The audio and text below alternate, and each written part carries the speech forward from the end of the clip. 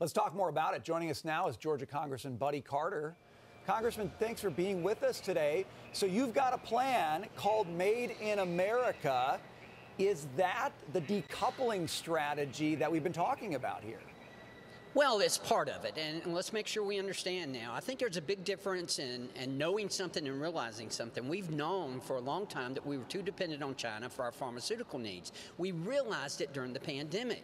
We realize it now that we are having this shortage of cancer drugs. In fact, earlier this week, the Energy and Commerce Committee asked for information on drug shortages so that we can call in the experts and find out how we can resolve this and what we can do. But my legislation, the Made in America legislation, manufacturing active pharmaceutical ingredients, drugs, and excipients in America will offer incentives to try to entice companies, drug manufacturers, to come back to America and to do their manufacturing in America. Just as energy independence is important to national security, pharmaceutical independence is important to national security.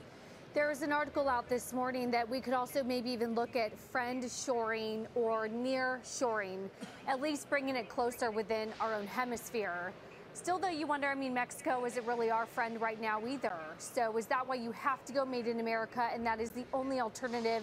Even near-shoring or friend-shoring wouldn't work? Well, it perhaps could work. Mexico is, as you say, probably not the best example of a country close to us, but we do have allies who we need to encourage, and we need to entice them to be manufacturing these drugs as well. Keep in mind the active pharmaceutical ingredients. That's the key, because even though a drug may be made here in America, in order to make that drug, you've got to have the active pharmaceutical ingredients, and much of that comes from China, and that's the only place it's coming from right now. So what do you make, Congressman, of this notion that somebody like Bill Gates, who clearly profited off the capitalist system here in the United States, is now going over to China to meet with the president there, a communist president, to talk about collaboration? Why is he... Well, why do you think, and this is just speculation, that he's putting his eggs in that basket rather than trying to bring innovation home here in America on our soil so we're no longer reliant on other countries?